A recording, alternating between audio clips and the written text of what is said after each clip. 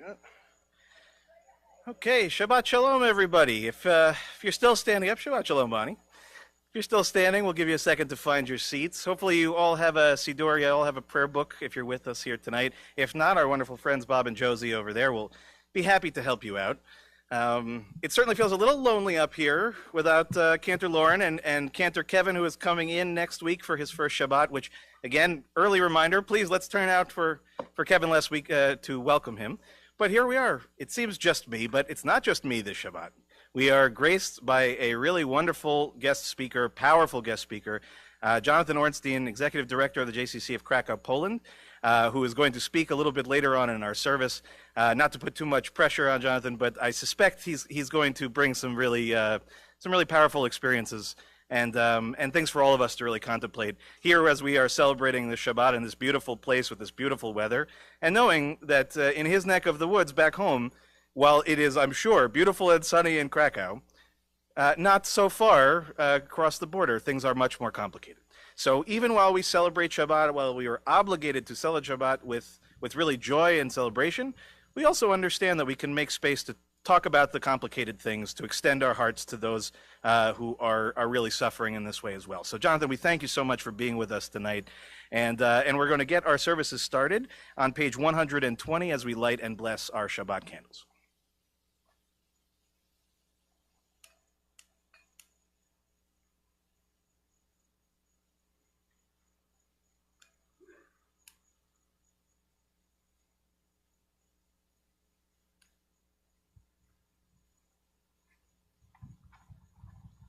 Baruch atah Adonai Eloheinu melech haolam, asher kitshanu b'mitzvotav, v'tzivanu lehadlik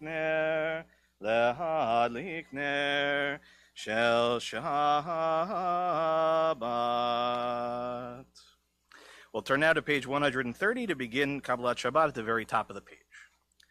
Lechu neranena, lechu neranena, lechu neranena l'Adonai. Lechu neranena, lechu neranena, lechu neranena l'Adonai. Naria, naria, letzor yishenu nekadma fanav betodah. Naria, naria, letzor yishenu, bizmirot naria lo. Lechu neranena, lechu neranena, lechu neranena l'Adonai. Lechu neranena, lechu neranena, lechu neranena l'Adonai. We'll turn now to page 131, Shiru Ladonai, which is just in the middle of the page in Hebrew. Shiru Ladonai, Shiru Shir Chadash, Shiru Ladonai, Kol Haaretz, Shiru Ladonai, Baruchu Shemo, Basru Meyom Leyom Yeshuato, Shiru Ladonai, Baruchu Shemo, Basru meyom leyom Yeshuato. Shiru ladonai, shiru shir chadash, shiru ladonai, kol haaretz. Shiru ladonai, baruchu shemo.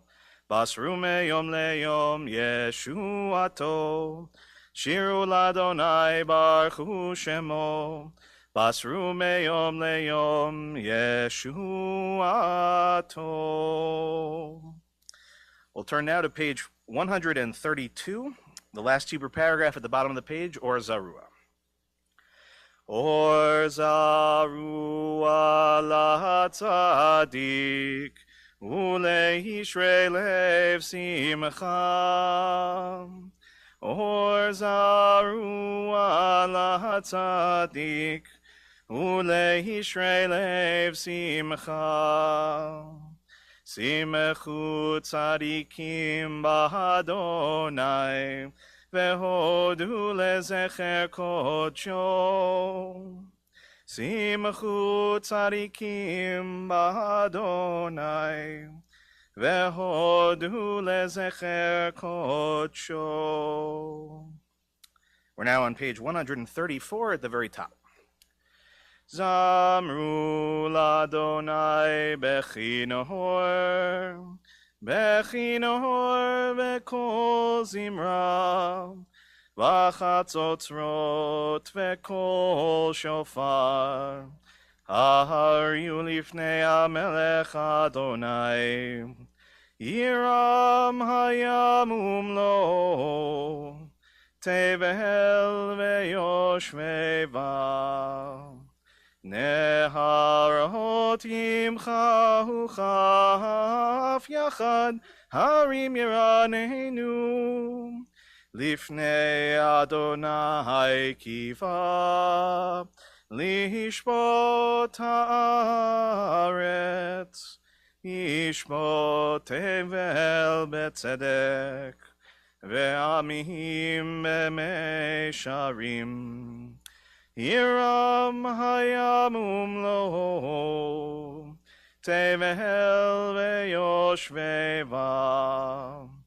Neharot yimchahu chaf yachad, Harim yiranenu.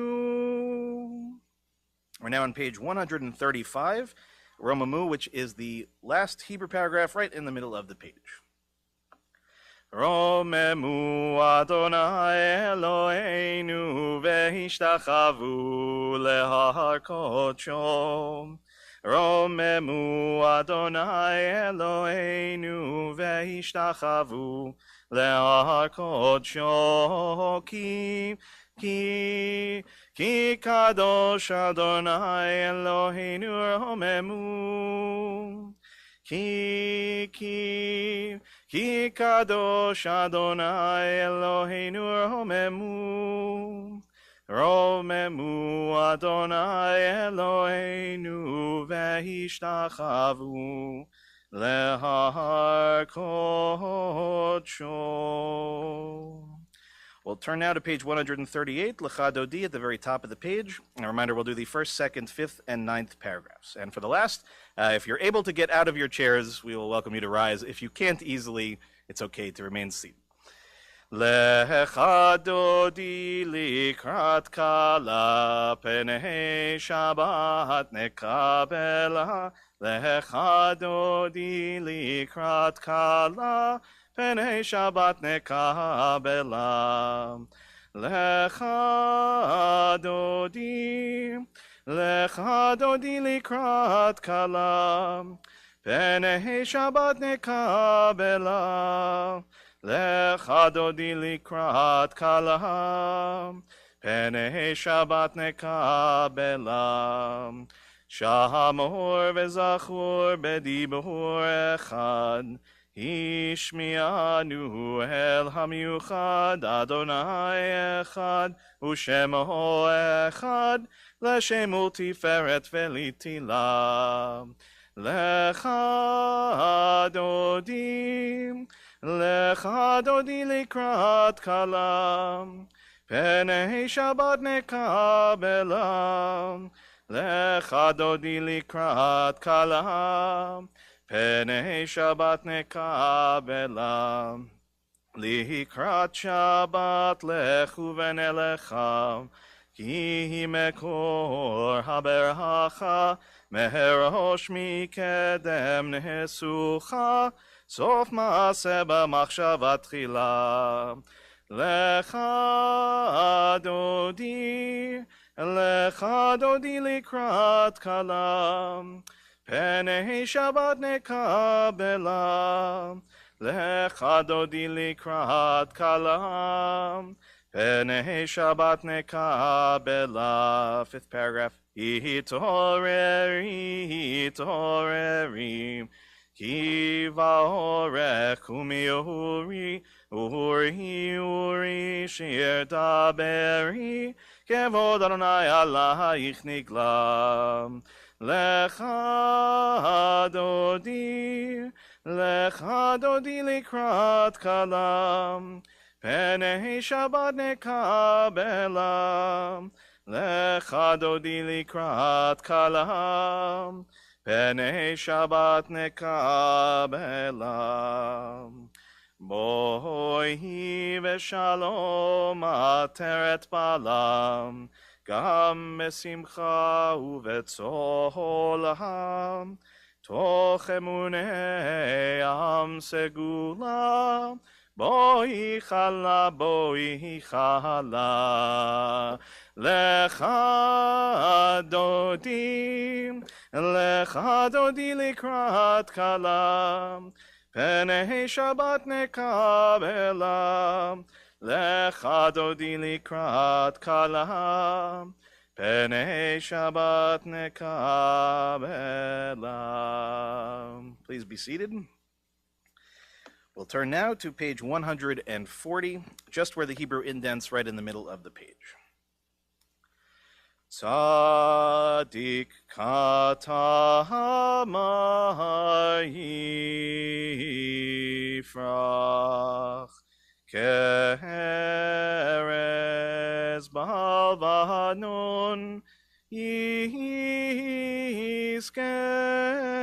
shetulim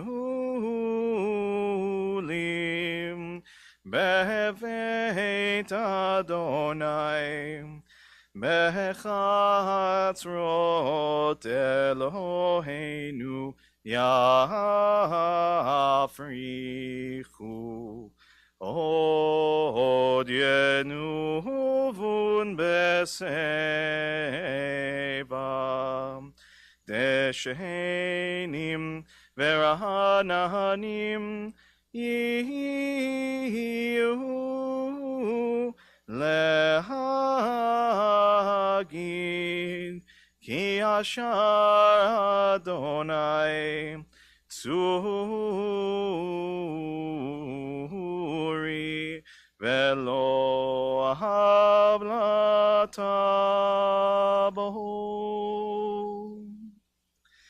We'll rise in body or in spirit as we turn to page 144 for the Chatzi Kaddish. Yitkadal v'yitkadash shemei Rabbah Be'alma divrach yirutei v'yamlich malchutei B'chayechon uv'yomechon uv'chayei dechol Beit Yisrael Ba'agala uv'izman kariv Ve'imeru Amen Yeshmei Rabbah mevarach Le'alam li'al me'al maya yitbarach v'yishtabach v'yitvar v'yitramam v'yitnaseh v'yitadar v'yitaleh v'yitalal shemei dekutsha brichu leila min kol birchata v'shirata tush bechata v'nechemata damiran be'alma Veimeru. Amen. Remain standing again in body or spirit as we turn to page 146 for the Baruch Hu. Baruch Hu et Adonai hamevorach.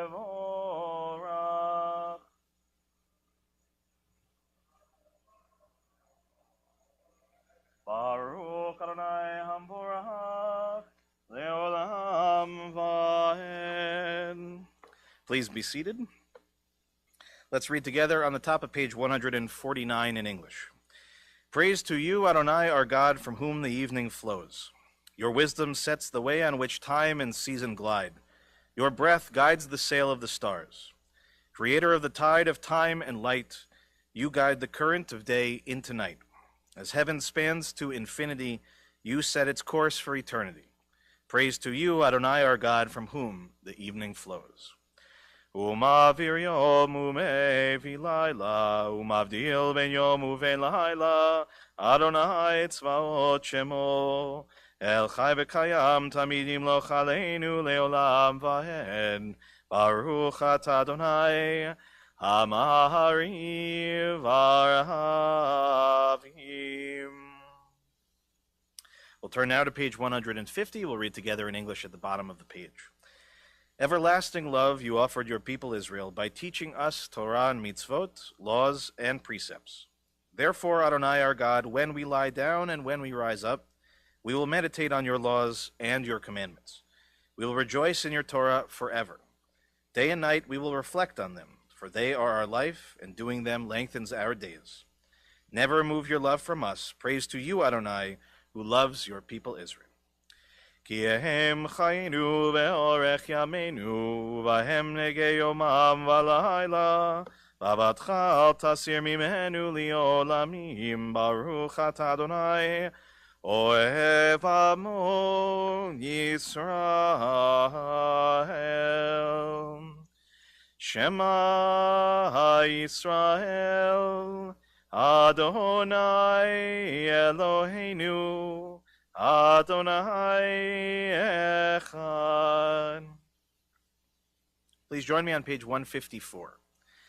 Ve'ahavta et Adonai Elohecha bechol levavcha v'chol nafshecha u'vechol meodecha ve'hayu hadvarim ha'ele asher anochi metzavcha hayom al levavecha ve'shinantam levanecha v'dibarta bam ve'shiftecha v'beitecha u'v'lechtecha v'derech u'v'shochbecha u'v'kumecha u'kshartam leot al yadecha ve'hayu letotafot beinecha u'chtavtam al mezuzot beitecha u'vihisharecha למען תזכרו ועשיתם את כל מצוותיי והייתם קדושים לאלוהיכם אני אדוני אלוהיכם אשר הוצאתי אתכם מארץ מצרים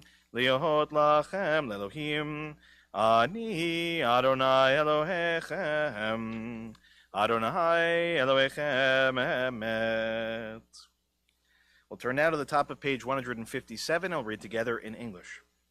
Standing on the parted shores of history, we still believe what we were taught before ever we stood at Sinai's foot, that wherever we go, it's eternally Egypt, that there is a better place, a promised land, that the winding way to that promise passes through the wilderness, that there is no way to get from here to there except by joining hands and marching together.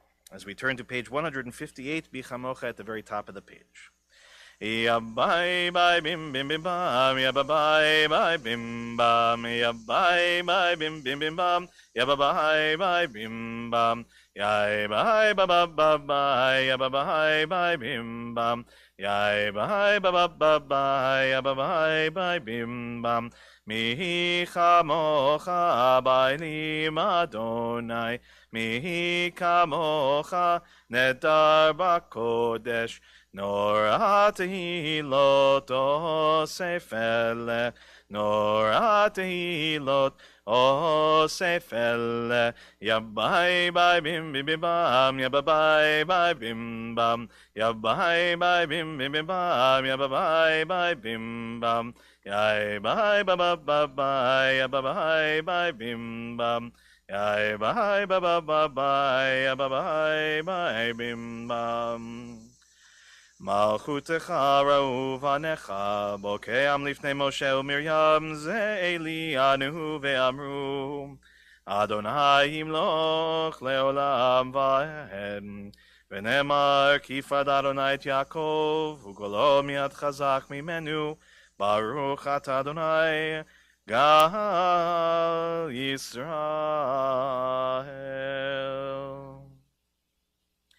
Let there be love and understanding among us.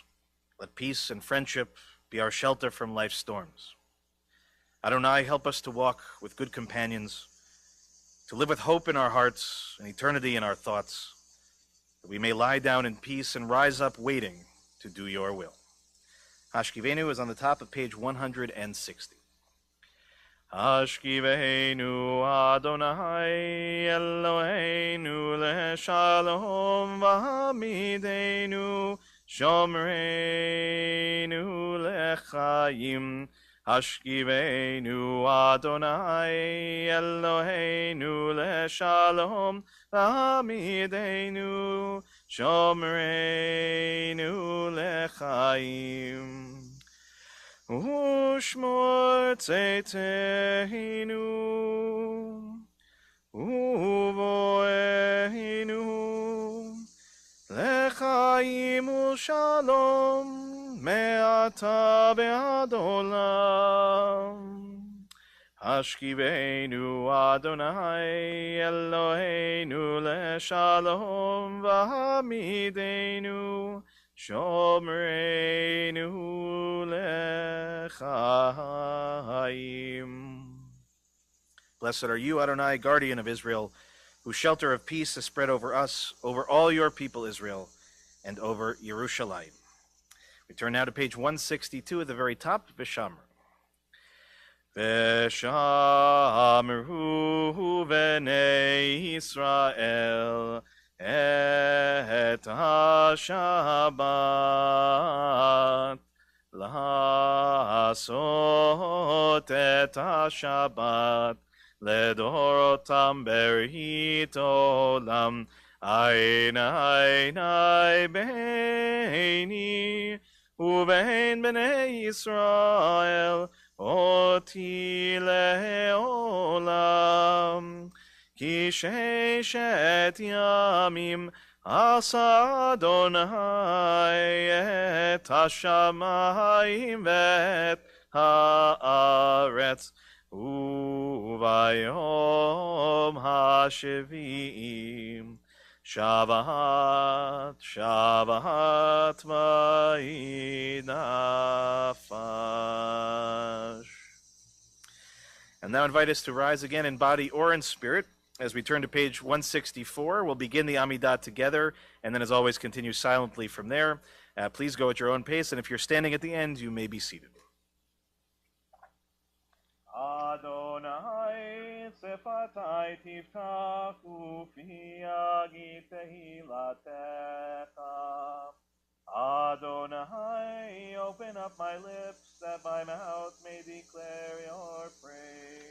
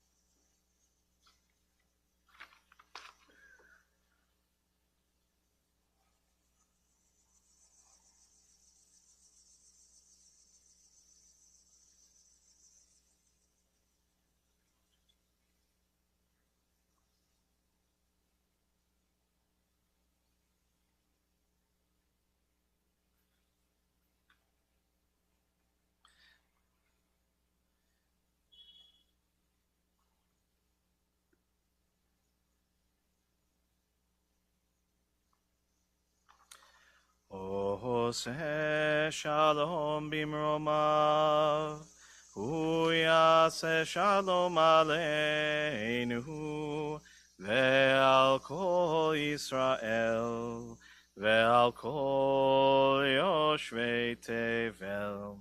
Yaseh shalom, Shalom aleinu ve'al kol Yisrael. Yahaseh shalom, Yahaseh shalom. Shalom aleinu ve'al kol Yisrael. Okay, please be seated. We'll turn now to page 371 as we prepare to offer our Mishaberach, our healing prayer for this evening. We'll begin by thinking this evening in our community of Spencer Levy, Aaron Zweig, Michael Klinghoffer, Amy Cass, Steve Levine, Rivka Bat Rachel, Leah Bat Naomi, Gedalia Ben Sylvia, Lorraine Danis, David Dowling, Sibia Devora Bat Francis, Deborah Block-Kroll, Sylvia Orrin, Muriel Hirsch, Michelle Sawicki, Francis Kirschman, Paul Bat Esther, Shelley Newmark, Diane Axelrod, Gabriella Rose Spicer, Dina Bat Chana, Barbara Kushner, David Kyle Klotman, Michoel Ben Chananya, Bentzi Tepper, Lorraine Davis, Barbara Kent, Chana Bat Miriam, Moshe Ben Ephraim Fischel, Devorah Bat Sima, Moshe Eliezer Ben Yekutiel, Judy Yang, Jeffrey Miller, Sandy Greenwald, Pat Skionis, Peter Parcher, Jeannie Eva, Leah and Pam Levinson, Jody Bernstein, Matthew Agarwal, Leslie Schifrin, Charlie Zweig, Michael Rosenblatt, August Hill, Trish Schapp, Jerry Leibowitz, and Rivka Bat Yehuda Vabela. In addition to the names we read, if there are any names that you'd like to add to our list that are with us tonight, just raise your hand. I'll do my best to point in your direction, and then you can share.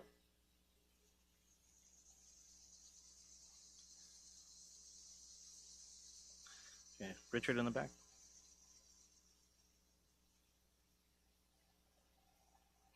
And of course, as we've been praying for many months now, we continue to extend our hearts to those suffering the war in Ukraine and for those that are living around the world and suffering with both maladies of the body and of the spirit and the soul as well. We'll join together in our Mishaberach, which is in the middle of page 371. Mishaberach Avotenu Mekor habracha leimotenu. May the source of strength, who bless the ones before us, help us find the courage to make our lives a blessing, and let us say, Amen. Mishaberach imotenu mekor habracha lavotenu. Bless those in need of healing with refuah shlema, the renewal of body, the renewal of spirit, and let us say, Amen.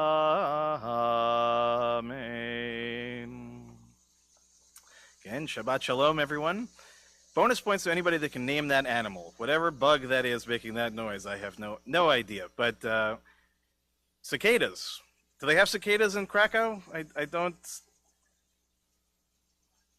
exactly. We won't tell anybody. It was not recorded that you said that, whatever it may be. So I welcome all of you again for Shabbat, and to welcome our wonderful guest speaker for this evening, Jonathan Ornstein, who I'll introduce in 1 second. But I do want to make a special thank you to Vicky, because if I understand this correctly, Vicky, you made it all really work to be able to get Jonathan here, and to our co-president, Ron Klausner, who made all of the arrangements and all of that. So Vicky, we extend our thanks to you. And to introduce our guest speaker for this evening, Jonathan Ornstein has served as the executive director of the Jewish Community Center of Krakow, Poland, since its opening in April 2008. The organization is devoted to rebuilding Jewish life in Krakow and has become one of Poland's most visible signs of Jewish revival. A native of New York City, Jonathan moved to Israel in 1994, living for 7 years on a kibbutz in the Negev desert and serving for 2 years in a combat unit in the IDF, the Israel Defense Force, before making his way to Poland ultimately in 2001. He is a founding member of the Krakow Association of Christians and Jews and serves as vice president. He is also on the boards of the Krakow branch of the Child Survivors of the Holocaust Organization and JCC Global as well. Jonathan was awarded the Cohen Award for services befitting the Jewish people in 2014 and the Polish Foreign Ministry Bene Merito, you'll correct me if I mispronounce that, medal for his work in promoting Poland in 2015. And as most of you can surmise, Jonathan's life, I'm sure, was changed quite drastically over the last few months, as has the community in Krakow as well. And so, Jonathan, we thank you for being here tonight and for being able to really bring a sense of not just your work in the most recent months, but as you said, in helping to tell one of the great stories, really, of life in Eastern Europe, a life that was hard to imagine even a few decades ago, but because of dedicated work to take a place like Krakow that one couldn't have envisioned having a Jewish population, let alone a young one and a diverse one and a growing one. That doesn't happen by accident. It doesn't happen overnight. So in this case, we really, again, truly thank you, Jonathan. I know you probably are quite exhausted, and you brought your baby with you, which is the greatest thing ever. We love babies around here, and your dear wife. So maybe when you come up, you'll give, I got introduced as I was running and connecting wires. So maybe you'll reintroduce all of us to them. So we'll invite you up to our pseudo bima here. Don't worry about the card. Well, everybody will be fine. And really, can we give a warm Temple Adas Israel welcome to Jonathan Ornstein.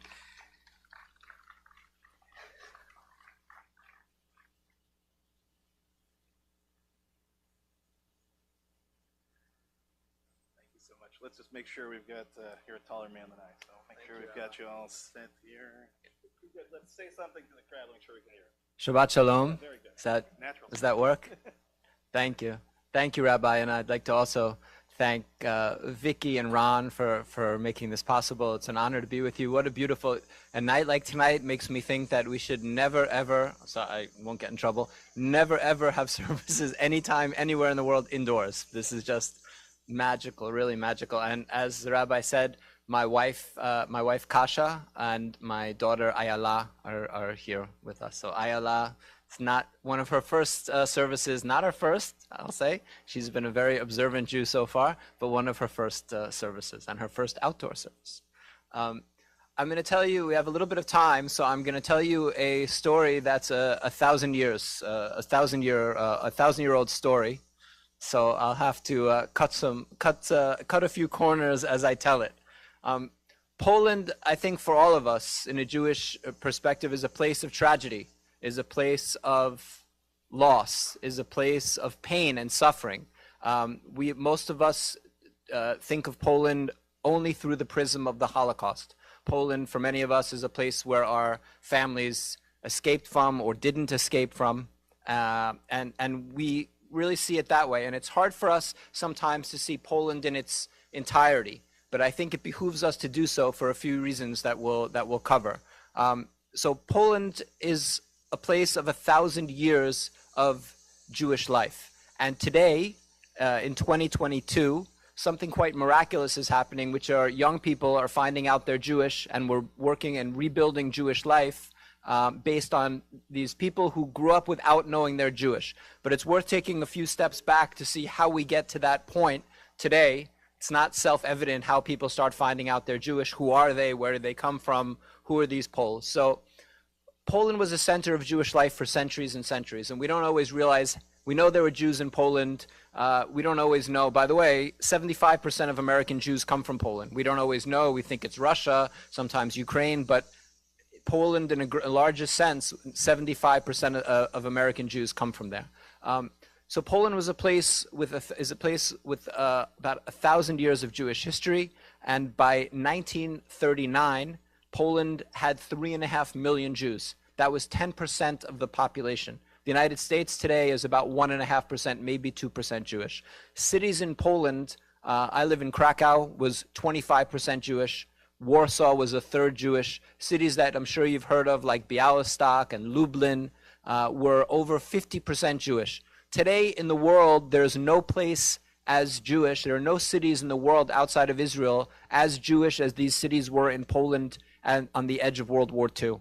60% of the lawyers and 40% of the doctors in Poland in 1939 were Jewish, lest we think that it was all this fiddler on the roof situation of the Jews only separate in shtetls in these small towns. The Jews were a huge part of the country and had been for, as I said, a millennium.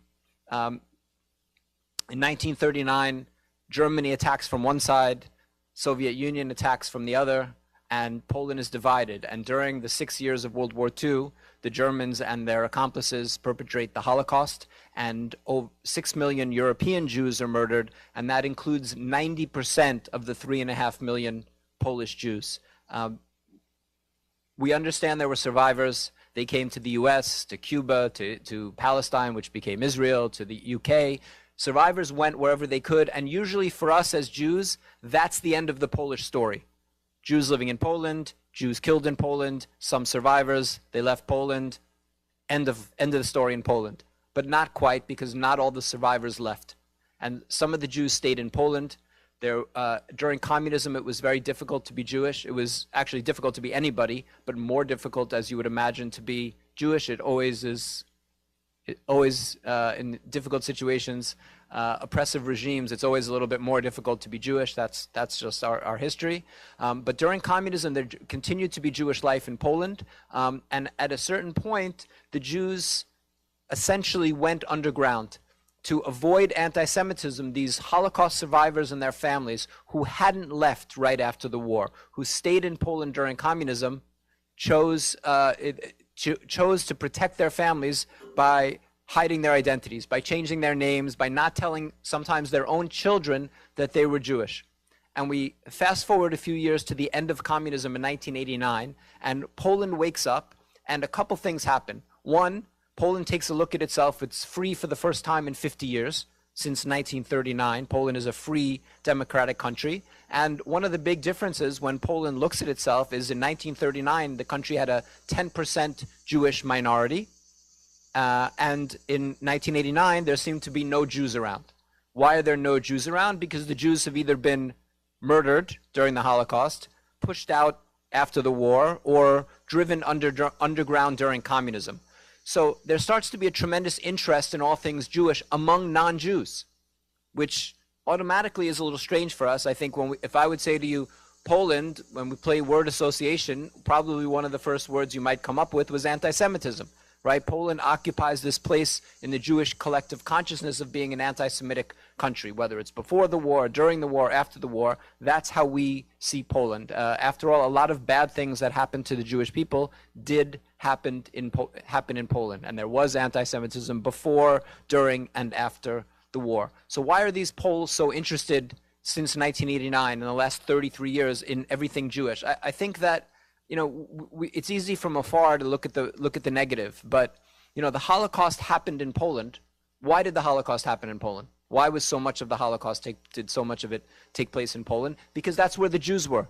The Germans were nothing if not efficient, and they built the camps where the most Jews were, and then they brought Jews from the periphery of Europe, from Greece, places farther away, into the center of Europe where the Jews were in Poland. But why were the Jews in Poland?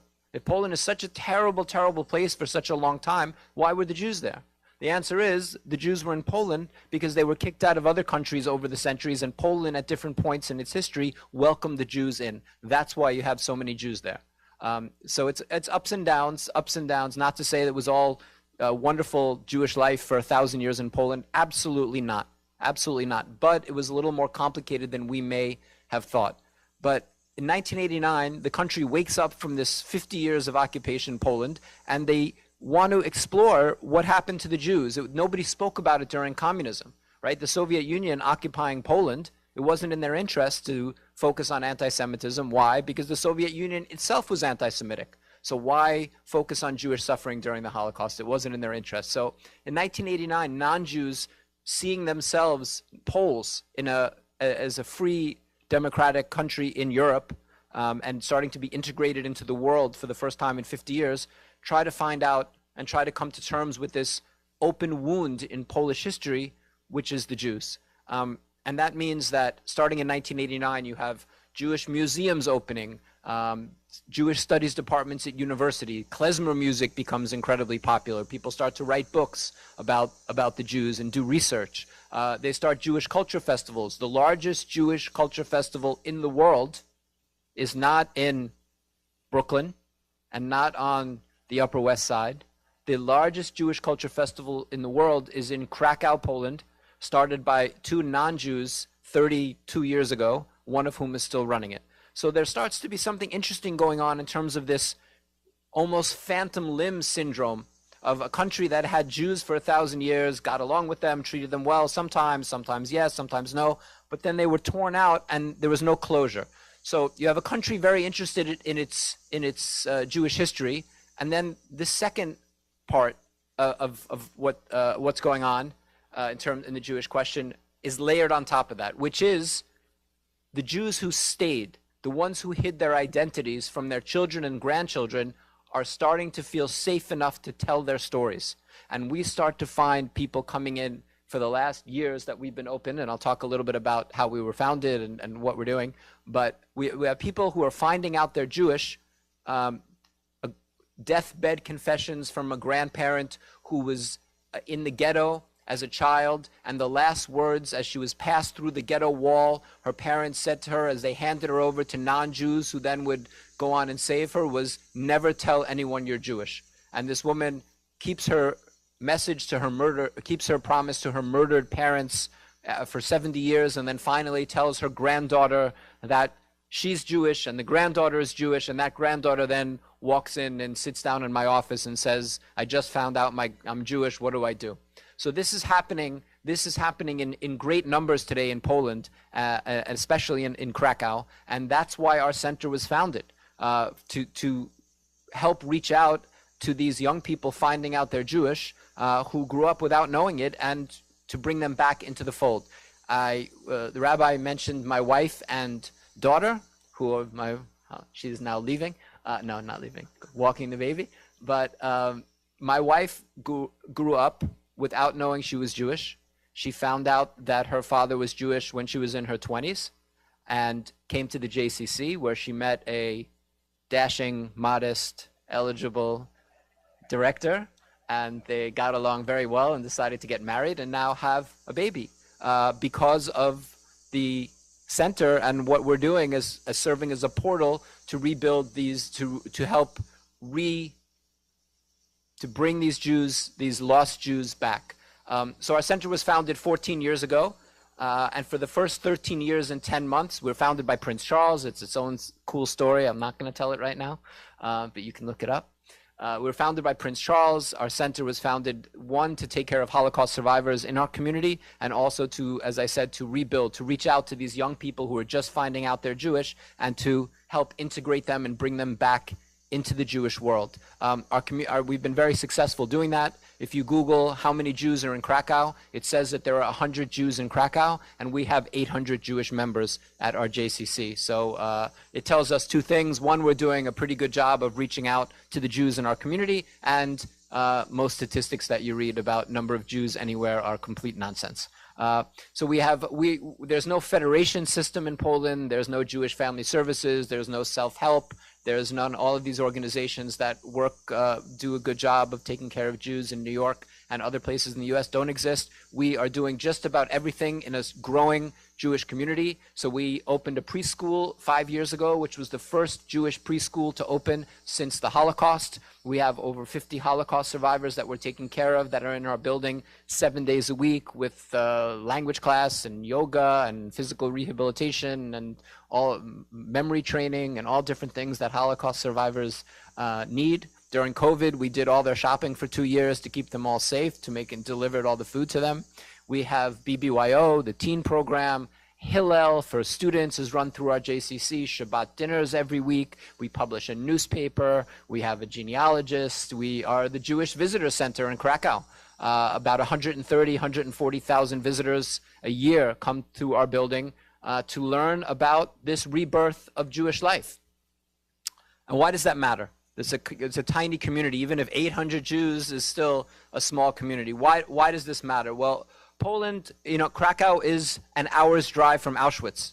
We're not doing this just anywhere in the world. We're rebuilding Jewish life, Jews and non-Jews working together to rebuild Jewish life in a post-Holocaust, post-communist environment. And in a world of increased anti-Semitism, if Jewish life can thrive not only in New York City and Sag Harbor and Tel Aviv and London and Los Angeles, if Jewish life can thrive in Krakow, an hour's drive from Auschwitz, then I think it speaks volumes about the strength and the resilience of the Jewish people. And it sends a powerful message to those who would do us harm about, we're not so easy to get rid of. We're thriving even in the center of where the Holocaust was. But even more important than what it tells our enemies, I think it's a powerful message to ourselves. It reminds us of that no matter what difficult times we go through, if Krakow's Jewish community can come back and be Jews and non-Jews working together to rebuild Jewish life, then there's always hope for any community. And that was the general talk I would have given you until February 23rd, 2022. That was the first 13 years and 10 months of our existence. But life has radically changed for us in Poland in the last almost 6 months since the Ukraine war started on our doorstep. Krakow is a 2-hour drive from the Ukrainian border. And we made a couple decisions on February 24th when the war broke out. One was that our small Jewish institution, we're about 30 full-time employees, doing a lot of non-Jewish volunteers, Jews and non-Jews working together, as I said.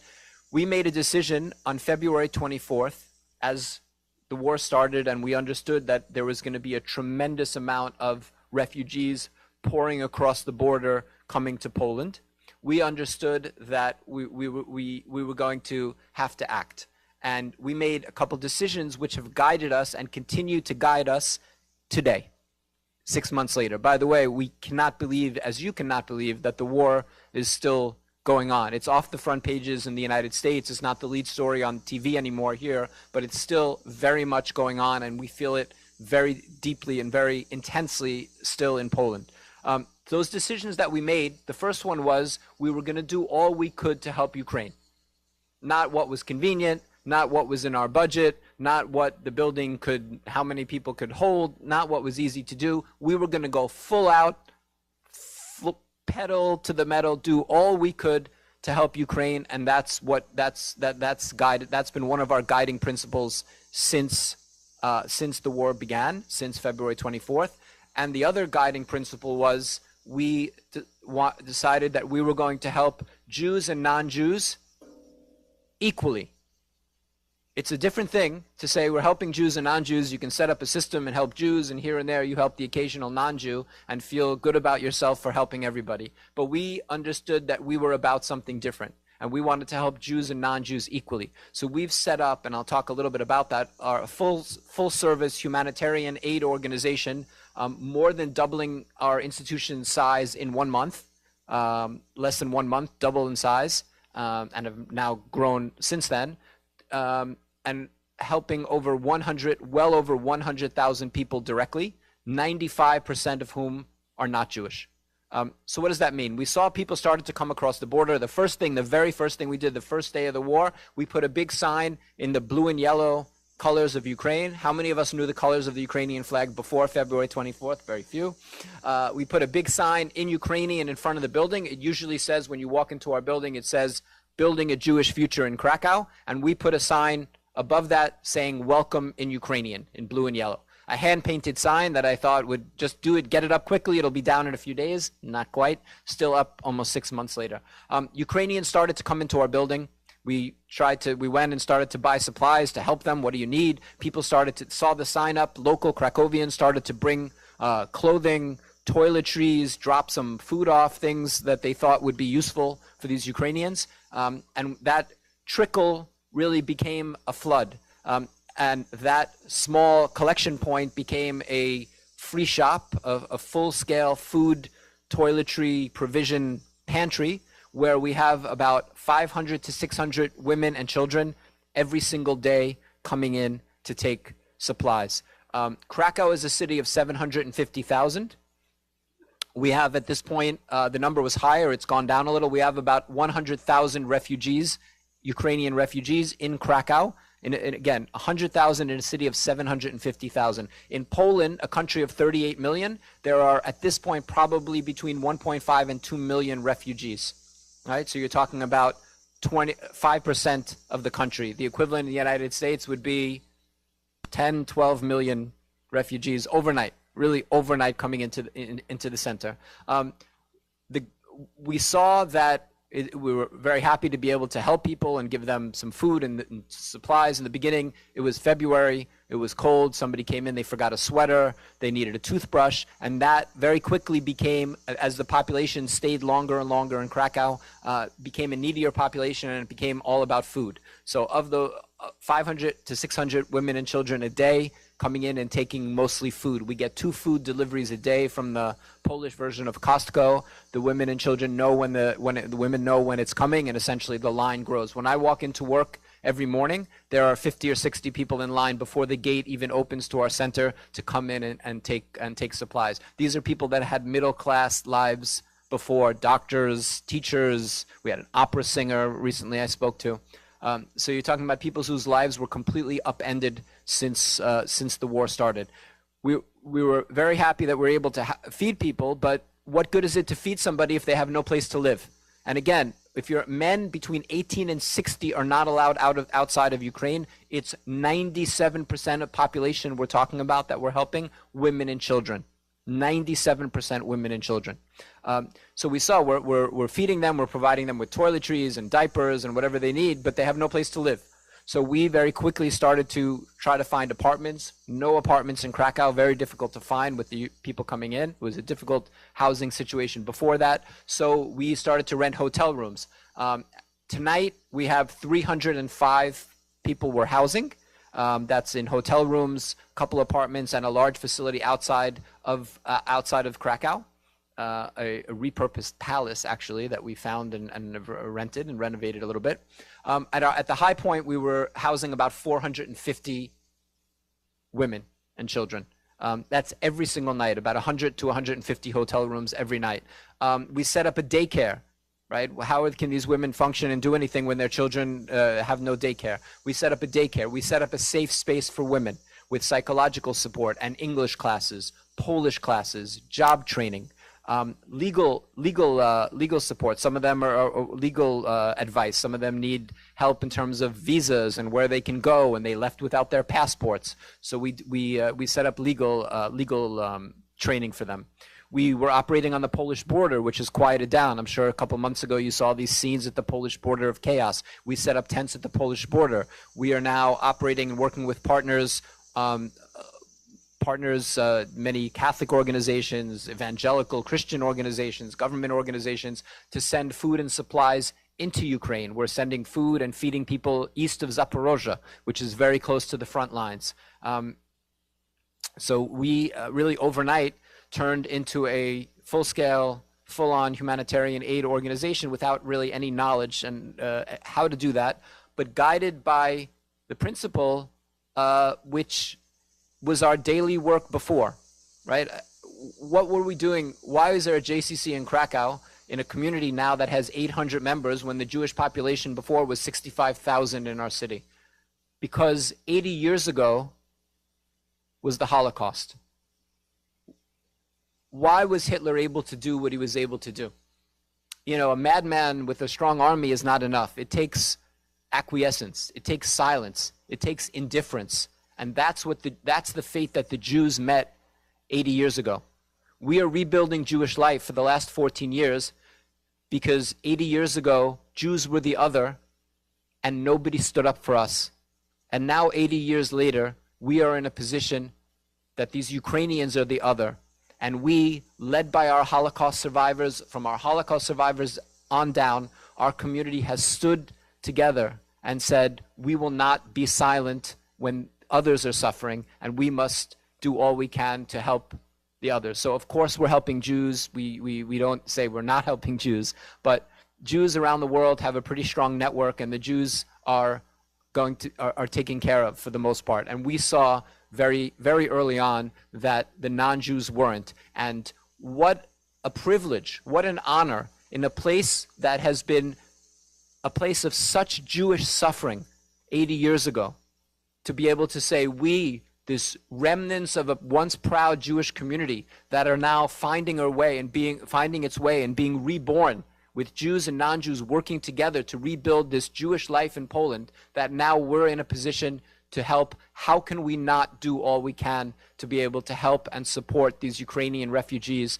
that are in our city? So, led by our Holocaust survivors who unanimously have stood with us and told us that they want us to continue to do this to support these Ukrainians. It's been a huge stress for our JCC, for our budget, for our building, for everything you can imagine. But we are going to continue doing what we can and continue doing all we can to support these Ukrainians. Shabbat Shalom.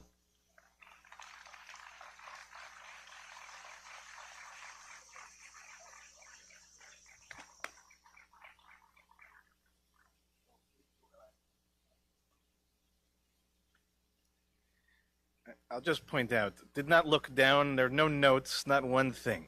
If you're going to wonder about Jonathan, you can learn almost everything from the fact that he spoke entirely from his heart. Jonathan, that's an amazingly powerful story on both ends of the spectrum. The early part of the story and certainly where you have responded and your community has responded in moments that I think most of us can't even begin to fathom. And I think, Jonathan, I'm sure you do have to get the baby to sleep and all of that. But when their service is over, hopefully you'll get a few seconds you can talk to him before you have to go and maybe learn a little bit more about how we can be more connected, more knowledgeable, and certainly when we can, to come and visit and to help if we can do that as well. So really, Jonathan, thank you from the bottom of my heart on behalf of our whole congregation for being with us tonight and sharing these incredibly powerful words and stories. It's phenomenal.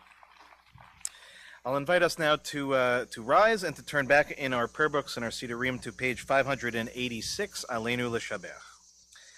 Aleinu L'Shabech L'Adon HaKol, Latet Gedula Liotzer Breshit, Shelo Asanu Kegoye Ha'aratzot, Velo Samanu Kemishpechot Adama, Shelo Sam Chelkenu Kahem, Vegor Aleinu Kechol Hamonaham, ואנחנו קוראים ומשתחווים ומודים לפני מלך מלכי המלכים הקדוש ברוך הוא. Page 591. ונאמר והיה אדוני למלך על כל הארץ ביום ההוא יהיה אדוני אחד Ushemo Echad. I'll now invite those in mourning and those observing yahrzeit to please remain standing. Everyone else may be seated at this time. We begin by first thinking of those who have passed in our community in recent months. Martin Blake, Faith Diskin, Linda Donath, Arlene Eber, Jay Fagan, Ellen Frank, Chaim Bear Greenwald, Gerald Hirsch, Mark Joseph, Jane Beard Cass, Gertrude Katz, Buddy Kossoff, Elaine Krotman, Emmanuel Kiprios, Leo Leibowitz, William Lippman, Sandra Tromberg Luongo, Norma Paulsek, David Senf, Anita Sheldon, Alan Silver, Larry Warter, Peter Weinstein, and Matthew Adam Zimmerman.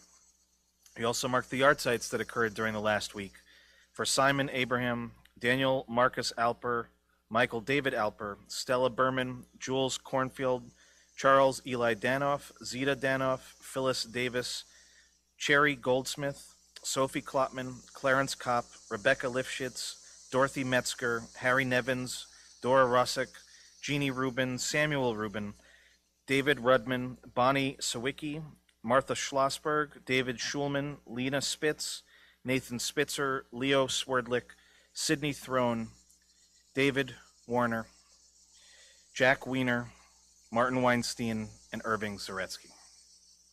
Is there anyone else saying Kaddish tonight for someone that we did not mention and you'd like to mention their name?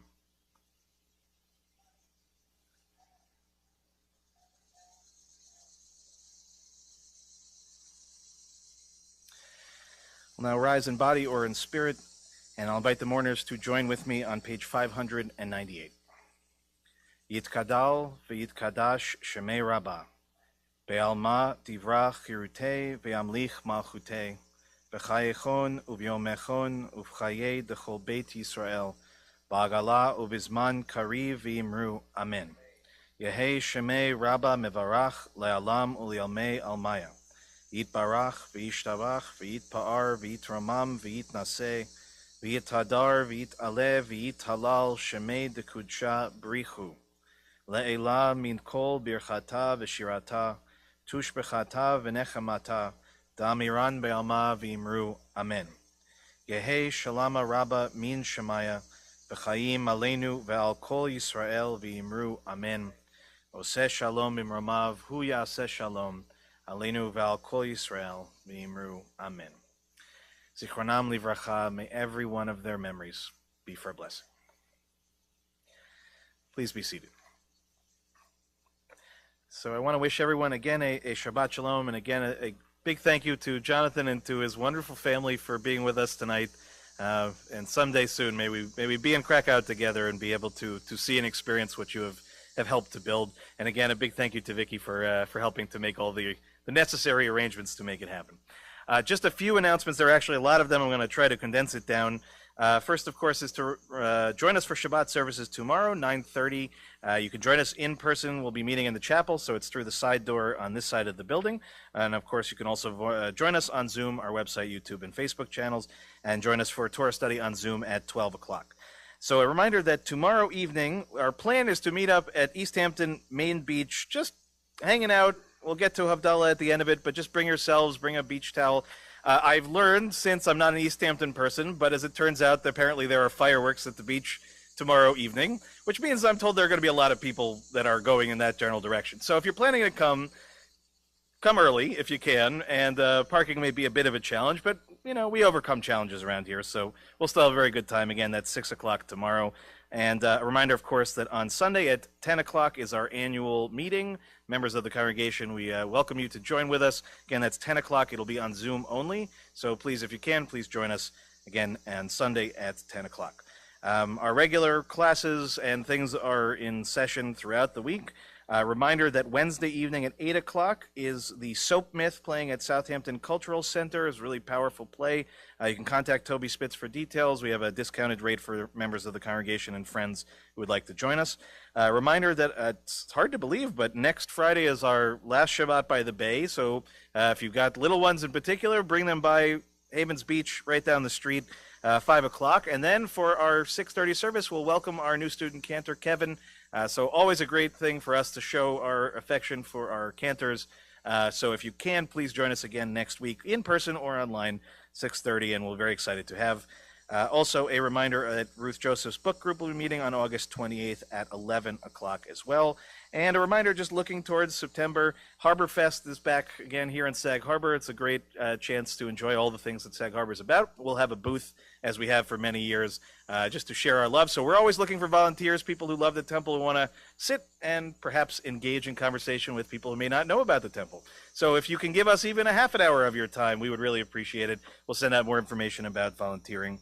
And of course, we are entering our high holiday season. Lots of information, lots of things to do. So very important, keep checking your emails, checking all the information we're sending out. Our board is working very hard, our staff is working very hard to try to figure it all out. It is never simple, and it's certainly not simple these days, but we're going to have a great high holidays, I promise you. And Cantor Kevin has an amazing voice, so you're going to really enjoy it. I also just want to acknowledge the Warner family and friends who are here. They're here remembering a beloved son and brother and friend and nephew, David. So it's a heavy night, certainly, but Liz and Pat, who I helped to get married a little over a year ago, it's just one of the things, if you want to know what makes a rabbi smile, right, it's seeing that, and I'm not putting any pressure on, but should you come back in a year with somebody else with you, that also would make the rabbi very happy. I'm sure your mom as well, but no pressure whatsoever. I can never remember if I missed it, but to David Gruenstein, who celebrated 65th birthday, or celebrating, is it this weekend or was it last weekend? It was last weekend. So we're belated happy birthday, but when you see David over there, you can give him a distant, hug and a kiss and all that good stuff. So we love you, David, and a mazel tov on that as well. Last is just our usual logistical announcements. We're going to do our Kiddush and close out with Motzi, but as you can remember, we're in an active parking lot here, so if you're backing out, be extra careful. Give me a few seconds. I'll pull all this stuff out of the way in case you need to come around. You'll have a safe way to get out. It'll just take me a few seconds. And again, a last real thank you to Jonathan for a really very, very, very powerful teaching tonight. And I really thank all of you for being a part of our services as well, especially also our friends watching from home. So I'll invite us all now to turn back in our Sidurim to page 123, and which we'll do Kiddush. And then we'll welcome anybody who would like. We have Chala and Rugalach over there. And just a reminder, if you can, please bring your Sidurim, your prayer books back to Bob and Josie over there. It will help them out immensely. So again, page 123, and we'll rise, probably at this point, if you can rise all together, would be a good idea. Baruch atah Adonai Eloheinu melech haolam borei peri hagafen.